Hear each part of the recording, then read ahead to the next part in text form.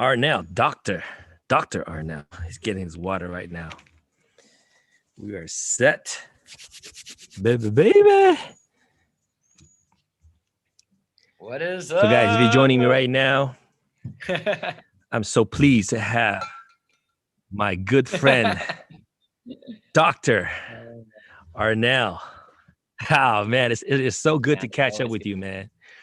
I'm so blessed to be here with you. And for those that don't know who you are, I mean, it's actually a shame that they don't know. But this is what I'm gonna do. I'm gonna just bring a little bit of. I'm gonna share my screen here, and I'm gonna pull up. I'm gonna pull up Facebook first. All right. So I hope you don't mind me sharing this.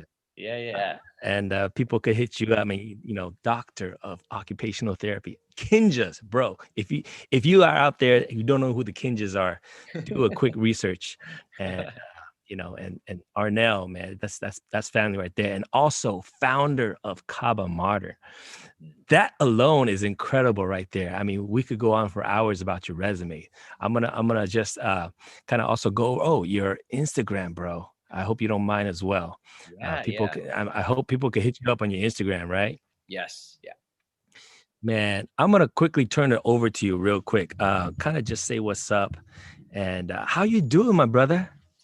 I'm good. I mean, obviously this has been a crazy year for everyone and challenging in some ways and kind of awakening in other ways. Um, but yeah, but it's also been a blessed year in some ways for sure. So yeah, I'm good. I'm Yeah. hanging in there. Definitely ready to be on the other side of this pandemic so we can get back to community building and connecting with people and back to that other Yeah. work that's necessary and even more important now. So yeah. For sure. I'm going to take us back. I want to take us, or I have you take us back to your dance history, right? So let's just start with Kaba Modern, right? Yeah. Now, this is just from my memory, okay? Mhm. Were there any kind of modern, groups with the name Modern before before Kaba Modern? No. You were Well, there. what it was is that there were PCN, so Filipino Culture Nights, now PACN, Filipino American Culture Nights. And there are, just like myself, because I grew up doing, all the cultural dances, all the Filipino cultural dances. A lot of the colleges were doing culture nights already. But as far as like a group like Kaba Modern, I think there might have been hip hop sections in some culture nights, but actually having a group that exists in the Yeah. culture night and also performs outside the culture night. I think Kaba Modern was definitely probably the first one of that kind. Okay. Yeah. So I'm gonna take us back, right? What inspired you to create that to create Kaba Modern? And at the time, did you create it as a freshman or as a sophomore? I mean, what made you do that, bro? Well, okay, so I was born the same year that hip hop as a term and concept was coined, back in the 1970s, right? So I'm a 70s, 80s, 90s kid. And so Yeah. my Yeah. entire childhood was seeing, the ciphers and the jams and the battles in the park, at the Yeah. community center, at the family Yeah. parties. So my whole upbringing was the hype and the activism of hip hop, everything that we Mm-hmm. all love that was fun, but Yeah. also somewhat of something created by the community for the community. Yeah. So that was something that's just a part of my whole upbringing in my neighborhoods, and again, even in my family. My older cousins were poppers and b-boys, Uh-huh. and I just wanted a piece of that too. But by the time I got to high school, it was already the late 80s, early 90s. Yeah. And so Yeah. it was getting into that's like Elite Force Mop Top era, when like Right. hip hop choreography, party dancing was all. So I Yeah. grew up with, like popping, boogaloo, locking, b-boying, Yeah. all of those styles, all Yeah. of those dance art forms. And then when I was in high school, early college, going into college, it was the hype of hip hop choreography, you know? So Yeah. I'm kind of like that intersection of both, loving the Yeah. rawness of freestyle and also the culture, but then also Yeah. being excited about, performing it and choreograph routines also, and the whole Now, party scene, so. where did you go to high school? What city? So I went to Narbonne High School, which is near my city. I grew up in is Harbor City, which is right next to Carson Okay. and That's Wilmington, that's that's Southern California for those that don't know, Southern right? California. Yeah. All right. And then my cousins all lived in Cerritos. Okay. So I was like surrounded by things in my neighborhood and then all the Cerritos dance scene and the DJing scene. I mean, everything went between graffiti art, MCing, all the four elements were like in my neighborhoods and also in the Cerritos scene. So Mm-hmm. so I grew up all around all that, inspired and shaped by a lot of that. So when I got to UCI as a freshman, Mm-hmm. I just wanted a kind of an extension of that experience in my college, but Mm-hmm. I realized it didn't exist. So there was no clubs at that time, right? When you got to Yeah, UCI. For those that don't UCI, UC Irvine. Okay. yeah, So when you yeah. got there was no hip hop clubs, no dance clubs, or was there No, something that? just the Filipino club, Kababayan, and Okay. Culture Night. So I joined Kababayan right away because I heard about it, and I also wanted to participate in the Culture Night.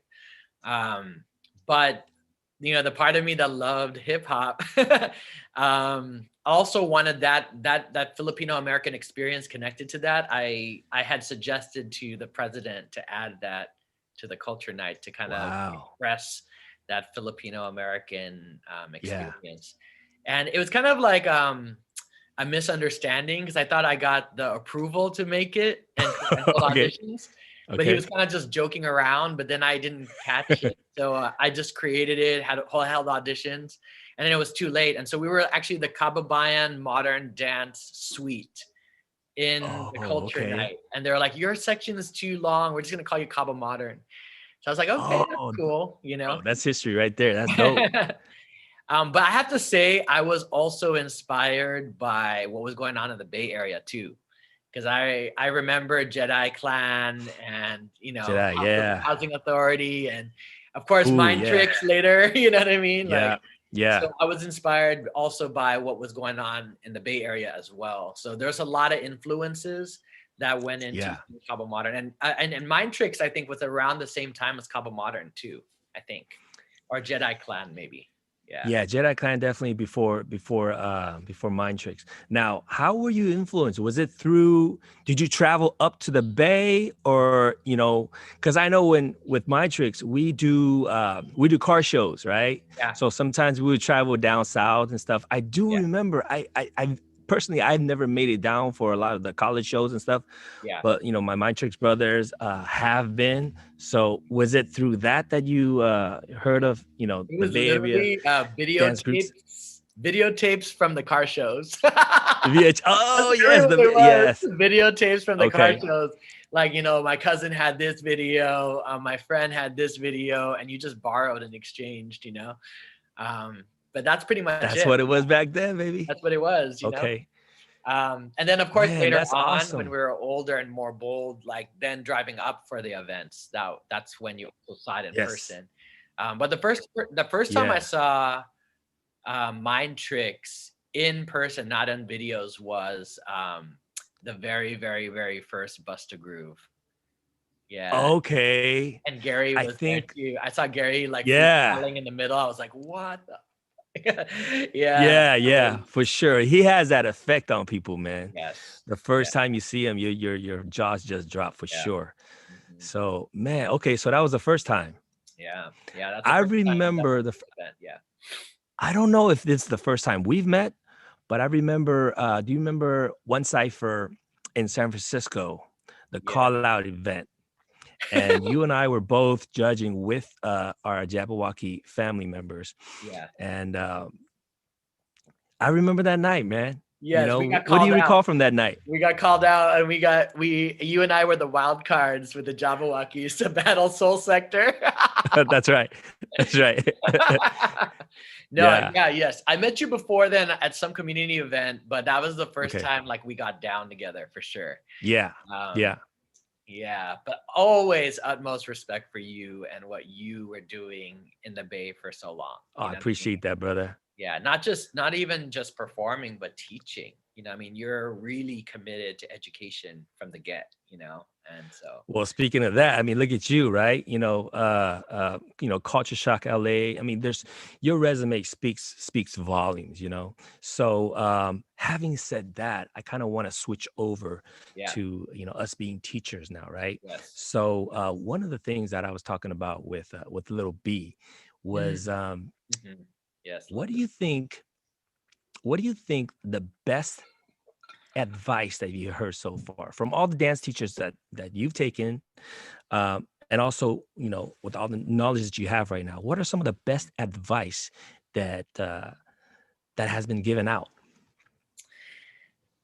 Well, one of the most impactful pieces of advice was from the late Don Campbell, because Don Campbell is a Okay. huge inspiration to Tiffany Bong, and Yeah. myself.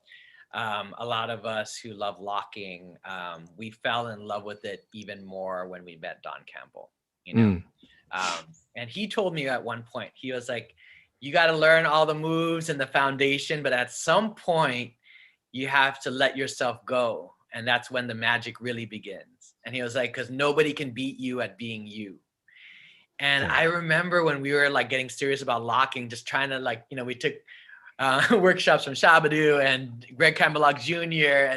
Yeah. and Anthony Thomas, and we were like drilling, making it perfect, trying to get that perfect, foundation. But we realized later when we went to the clubs, we started like we take a lot of workshops, we're training every week in the studios. We need to get to the clubs. Hmm. And we went to Larchmont and we saw this guy twirling his hat and playing with his tissue. And it ended up being Don Campbell. And Oh, he that's what he told us. And that's when we got it. That's when we got it. We were like, okay. oh, we need to just listen to ourselves, like also embrace our individuality in Hmm. addition to the foundation. Like, and we need to Hmm. like listen to the music and just connect it to it in our own way and make it our own. And that's when you really understand the freedom and the power and the Yeah. uplifting, funky aspect of locking, you know? And you I can see. apply that, I feel, to every dance art form, is you Yeah. have to train and you have to get that foundation. You have to know vocabulary. You need to know the spirit of it, like everything that was socially attached, what kind of music, it was created from. And then at some Hmm. point you have to know if it connects to you or not. And if it does connect to you, you got to put yourself into it. You know what I mean? Mm. That's when you get to that level of really connecting with it and making it come to life, you know? And so, Man, that's yeah, yeah. yeah, yeah, that's dope. That's dope. So now let me try to dive in a little bit deeper into that, right? So letting yourself go. Sometimes, a lot of times I want to, as an instructor, right? We also get a lot of beginning students, beginning like Yes. just, totally fresh. So what does that really mean? Like if I'm a total beginner and I just never danced before, you say, hey, you gotta let Yeah. yourself go sometimes. Mhm. In my mind, I would think, what does that mean? Does that mean just don't Yeah. care? Like Yeah. we hear like, oh, dancers, nobody's watching you. Okay. But sometimes when you do that, you're as a beginner, you kind of lose like the Yeah. music. Lose Yeah. the music as in like you're Yeah. not listening to the music. You're just going, okay, I'll do whatever the hell I want. I Yeah. don't think we mean that. So We exactly don't how mean can that. you Yeah. right? How do you explain that to somebody who doesn't know exactly what that means? Well, I think it's a gradual. So for most of us, we saw something that inspired us, right? So I think the very beginning of your journey is that spark. And and it's almost okay to like imitate in the beginning because you are inspired by something you saw, that got you to be like, I want to move like that, or I want to feel like that. Yeah. And that's kind of like the beginning. So that's why I always feel it's okay for people to start first with that spark, that imitation, that inspiration, and then to start Mm-hmm. with basic fun foundation of just dance in the beginning. So that's Yes. rhythm, being able to a musicality, right? Attention to Yes. detail, um, call and response, all those things that are like just kind of in the very, very beginning of just understanding dance to begin with. Yeah. And then foundation of the art forms that fit who you are. So, Mm-hmm. I mean, like for myself, I love Crump. You know what I mean? I love watching it, but does it connect to my soul, like who I am? It's Mm-hmm. probably not the best fit for my Mm-hmm. personality. Yeah. So that's probably not the art form for me. But locking ended up being, and the new one for me is house. Like I'm Mm. connecting to the vibe and the philosophy of house right now. Who I am as a 40-something-year-old dancer connects to house at this point in my life journey. So getting to that letting go is later. I think that's like Okay. after you kind of understand the foundation of dance to begin with, Yeah. then you kind of found your art forms that connect to who you are as a human being. And then you find the music that vibes within that art form. And then you can start Yeah. experimenting with letting go. And letting go means like staying connected to yourself, staying Mm-hmm. connected to the music, but thinking less about being perfect. You know what I mean? I think that's what it is. It's That's like trusting yourself to yeah. you don't have to be perfect. You just have to be perfectly connected to who you are, to what the music Mm-hmm. is telling your body to do. And right. But I think people Yep. start first with, you know, um, maybe simple choreographies, simple concepts first Yeah. Yeah. to understand how to listen to music. And Yeah. then that's when you want to work on letting yourself go. And then adding your style is when you finally get a good handle of what works for you, what the art form is and how to connect to that. Then that's when you start experimenting with, I remember when we were first training, they're like, we were challenging each other to freestyle to slow funk music because we're used to like the fast ones with the horns and the finding Right. the instrumentation, but when it's slow Yeah. really challenges you. Yeah. Damn, I gotta trust myself. I gotta wait. Right. I gotta sink into it. Right. um, Right. so you start like challenging yourself with different kinds of music and yeah, just kind of like following your instincts. But that's where you want to end up. And that's why the club is so important because you can find first, you can just dance together with the music. Then you can start Yeah. taking turns in the cipher. Yeah. And you can kind of do your own thing if you want. But yeah. That's awesome. Beautifully answered, bro. I totally agree. Some uh some advice, right? It's at a certain time in your dance career. So but that's great, man. You can never go wrong when you hear it from Don, of course. Yeah. So on Yeah. the flip side though, now here's the thing. I asked you what was the best advice. Now on the flip side, what are some of the worst advice that you heard? you Yeah. know um that maybe at the time you didn't think was bad, but now that you've got much more knowledge and you say, hey, maybe that wasn't a good advice or something like that. is, I mean, is there such thing? I've heard dance instructors like discourage people from asking questions. Oh, And that's to terrible. me, Yeah. that's terrible because then that means that, and I think that's when then I feel it's not a dance class. That's a choreography class. That is when somebody wants Mm, you to imitate their choreography and they're not interested in you building skills for that art form. And that's fine, but people don't advertise it usually as that. yeah. So this is great advice because now if we have listeners out there that are taking classes and let's say your instructor, your choreographer, you know, uh, suggested what you suggested, hey, don't ask questions. What Right. advice should you what should we tell people who are in Yeah. those situations? I mean, I've been a big advocate this past year, especially with telling, advising and encouraging dancers that are students to always ask what kind of class they're taking. Are they taking a Mm, dance class or are they taking a choreography class?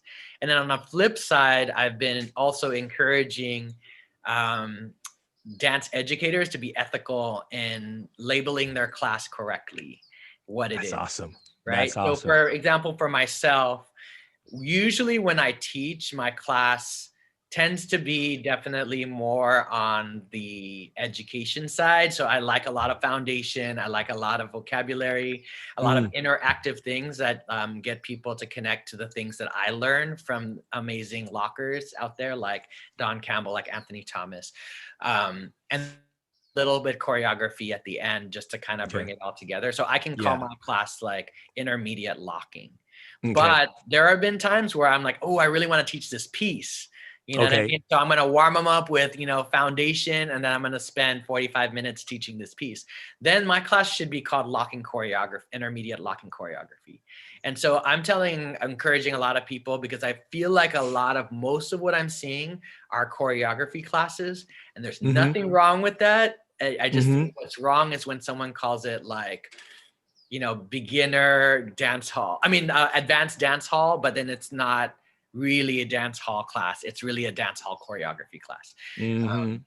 Just that's where I think we have to evolve past that now, and being very ethical with our students and letting them know what they're signing up for. Yeah. So I'm gonna quickly backtrack just for the listeners that don't know the difference between dance class versus choreography class, right?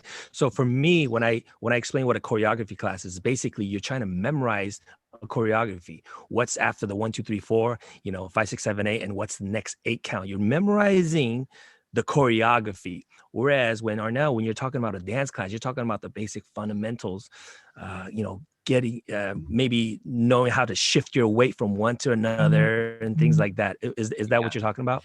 Yeah, it's like a mastery of the actual art form. You know what I mean? Yeah. So you're gonna spend, and every educator knows, what are you spending most of your class doing? Whatever it is, would you spend like 75% of your class doing it? Call it that. So you'll know if you're calling it, intermediate crump, or you're going to be calling it intermediate crump choreography. You know from what you're teaching what it's going to be.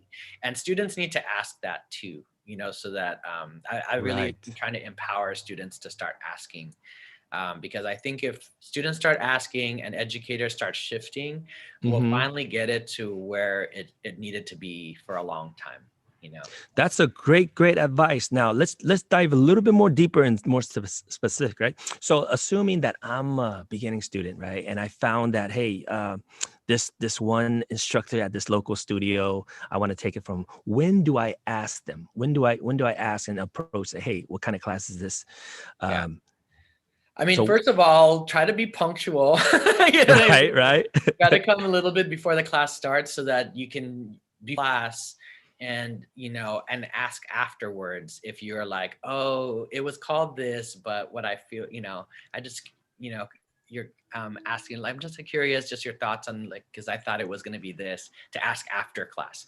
But just, I mean, we still have to have like student etiquette with not interrupting in the middle of the class, and trying to ask those kind of questions that might disrupt the flow. But before and after it's completely appropriate to ask, and we should be asking those questions. Excellent advice, brother. Excellent. Now I'm going to dive into a different part now. Okay. I want to talk a little bit more about yourself, your dance journey. If you can think back, maybe one of the more challenging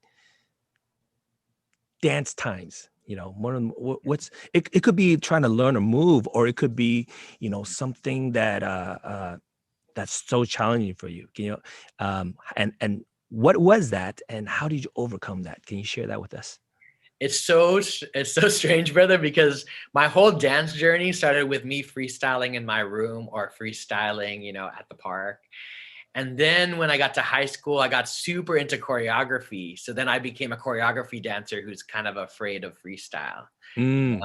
So there was a point in my training with Culture Shock LA where I had been doing choreography for so many years at high school talent shows, and then with Kaba Modern for so long, that when I was getting really deep and into training with locking, not foundational training, not choreography, but freestyle, I was in my head.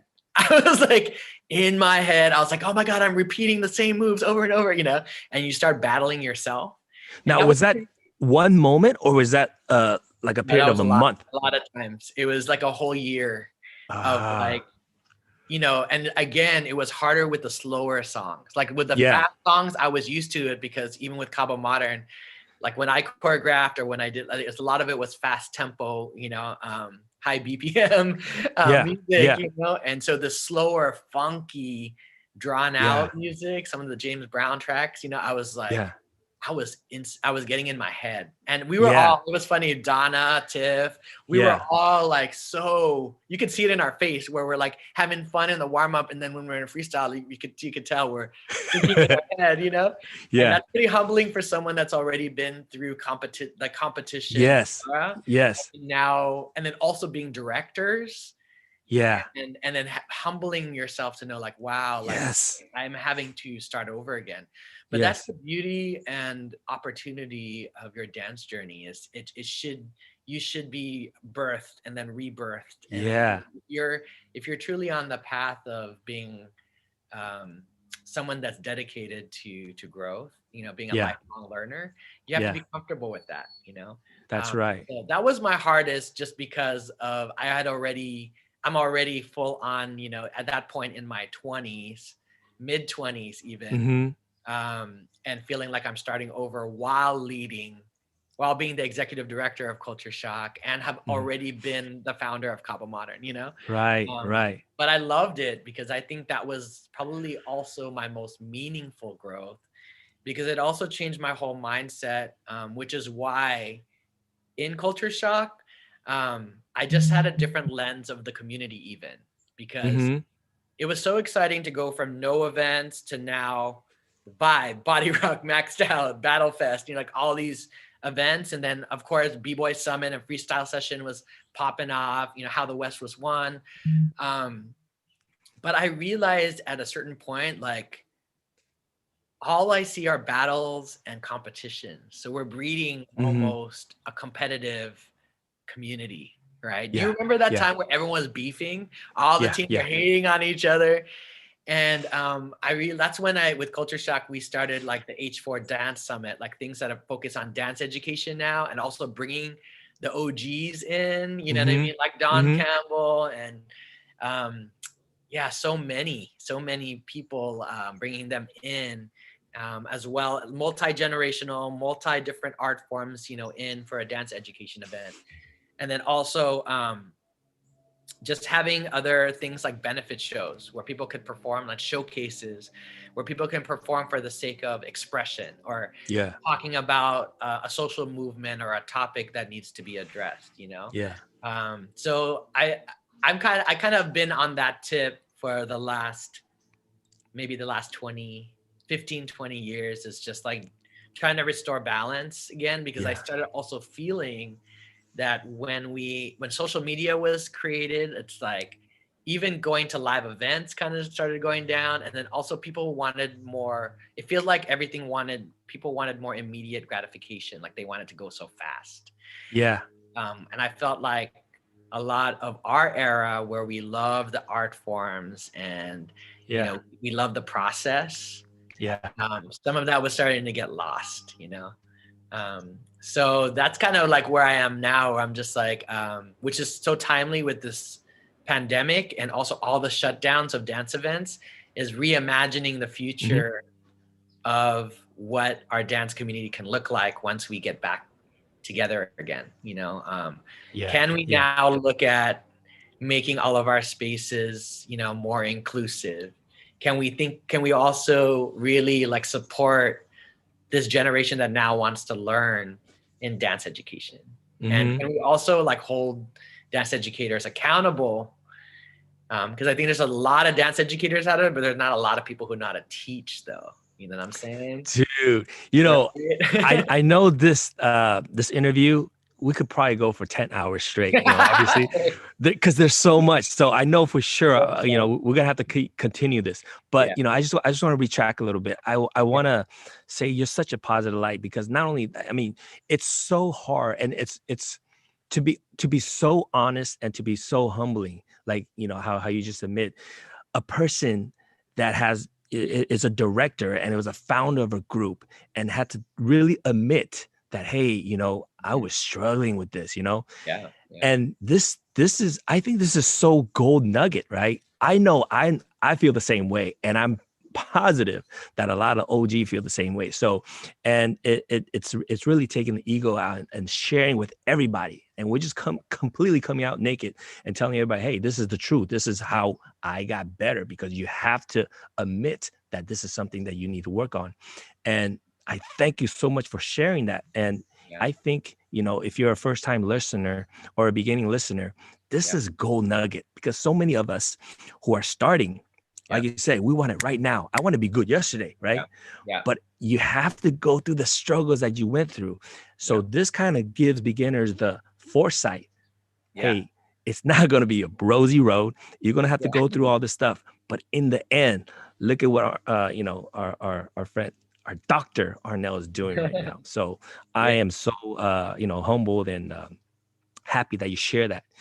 Now, on this And flip side, also get a mentor, right? Like, you know yeah, how we all have mentors? It's like yes, when you're learning, try to have a mentor that can give you feedback as you're growing, but then dude, also be a good mentee. Like, yeah, if you have a mentor, reciprocate the support, show them right, love. When you grow, give credit where credit's due, because that's what we grew up with, right? Siege, like, we knew who like inspired us. We speak on them a lot, you know what I mean? right, Like, I will yeah, always mention Don Campbell for yeah, forever. I love Anthony Thomas. He influenced a lot of my teaching style. I yeah, always, like, say their names as well and give them. It takes less than a minute, right, to do so when you're teaching and when you're talking. And yeah. so I think it's important for everyone to also have mentors. And I see Hmm. you teach mentoring so many. You've mentored so many. Man, thank Um, you, man. I appreciate that. so it's important to have that. There's such value in having that. And then when it's your turn, be a mentor to someone else. Yes, yes. Now, again, I like to dive deeper just because I know the audience that we have Yeah. isn't just California, northern or the Right. southern Right. California. Right. There's people now in different parts of the world Yeah. that aren't as lucky as we are, right? You Mhm. mentioned Don. I mean, obviously, Yeah. the Godfather of street dance, right? I Yeah. was fortunate enough to meet him, as well as the Electric Boogaloos, right? Mop Yes. Tops, Mr. Elite Force. Wiggle. Yeah, I feel like we're so lucky. Yeah. However, for those, dance brothers and sisters of ours that are in other parts of the world that don't have those, how do they find that right mentor? Well, that's hard, because I know in some communities, like, there may be an art form that speaks to you, like maybe even one of the rarer ones, like Memphis Jukin or Chicago Footwork, and like the creators are in Memphis or in Chicago. Hmm. I think if there isn't anyone in your community, the beauty of technology is that all of these OGs right now are doing IG lives. They're accessible through Facebook or Instagram. And during this pandemic, this is the only time that I can remember where everyone's home. Yeah, Everyone's home. yeah, People are not traveling. They're not right. doing the workshop tours that they normally do. So this is the best and most opportune times for people to just hit them up, to go Yeah, visit their pages and find out. And if there isn't a mentor in your direct community, reach out globally. You know what I mean? Because I mentor people here, but I'm a big brother to some people in New Zealand. I'm a big brother to some people in the Philippines. You know what I mean? So it's not even only in my direct community that I consider some of my little brothers and little sisters. They're overseas too because of technology. that's So so awesome.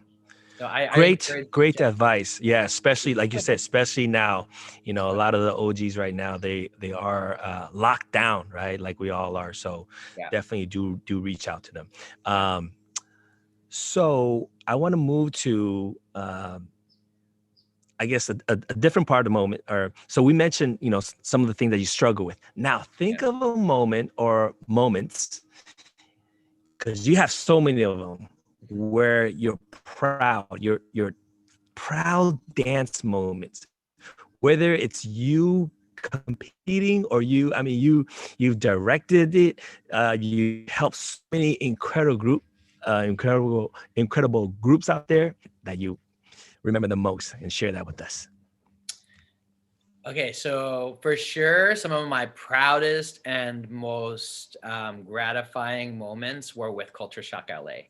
So all these benefit shows where we did one on HIV/AIDS awareness, one on violence prevention, one on the pros and cons of technology. But Color of We for Culture Shock LA, the HIV/AIDS one, it was a standing ovation. People were crying, and you just knew, you know what I mean? You made an impact because we actually interviewed different people from different perspectives. So someone born into the world with HIV, someone married to someone that's HIV, someone that contracted it from their partner, a sister whose brother died of AIDS, and we told their stories through dance.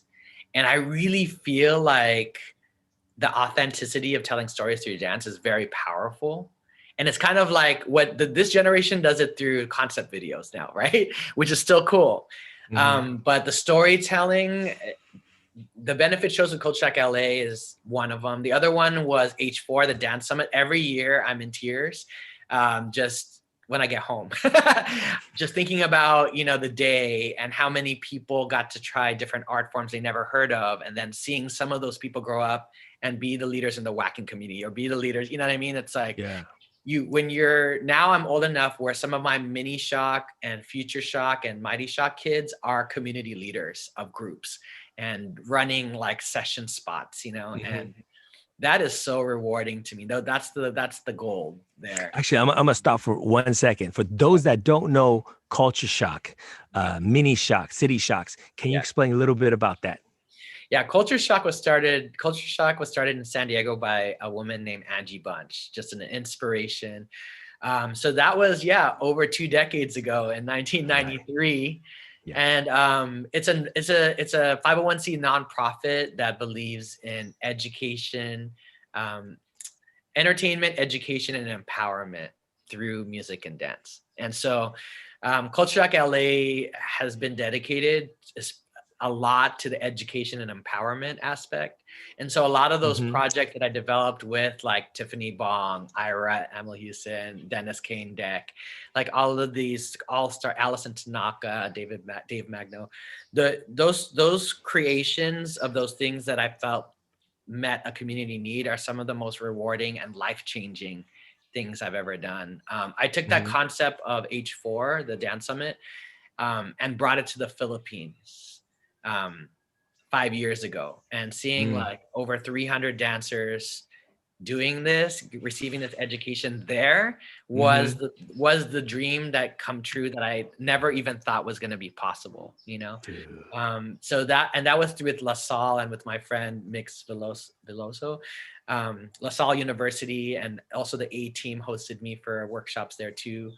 That was a dream because I always felt like, wow, I'm kind of proud of what we created in California, but one day I need to go back to the homeland and give back to my parents' birthplace, That's awesome, man.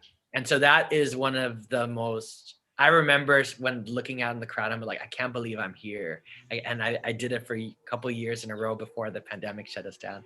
That's awesome. So that's it. Like, those are some highlights. And I also got to give props to Kinjaz, because I think a lot of what we created with Kinjaz, with media and dance, has kind of allowed me to have the reach to be able to do these community programs in the Philippines and in different parts of the world because of the visibility through Kinjaz. So I'm very grateful to my Kinjaz brothers too.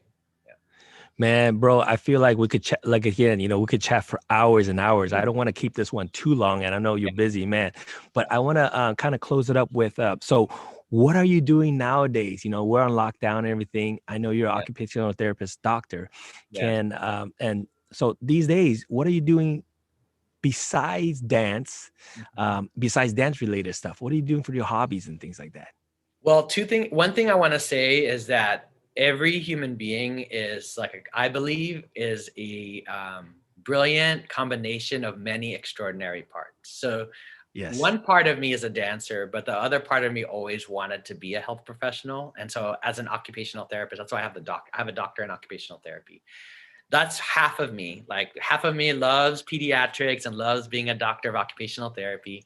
And I work for Long Beach Unified School District. So I've been doing that. And then the other half of me loves dance, and that's a big part of who I am. So those together are what I do. That's like kind of my occupations. Um, but also this year, with not being able to travel and teach, Yeah. I actually pivoted and I created a program that I've wanted to do for like 10 years. And I finally, because of COVID, did it. And that's, I taught a class called Leadership Tools for the Dance Leader.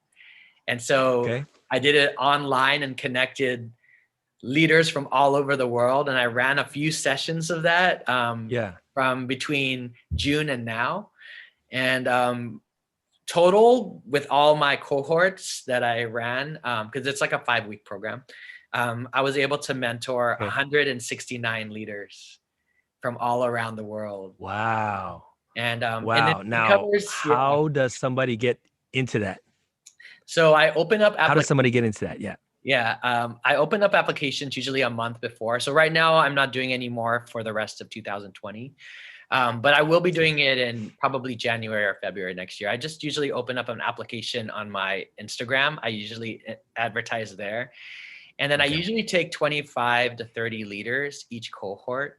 And Mm-hmm. I cover things. The first thing is mission statement and identity. So Yeah. who are you in the world? Who do you serve? What do you want to do? The Yeah. second one's effective communication.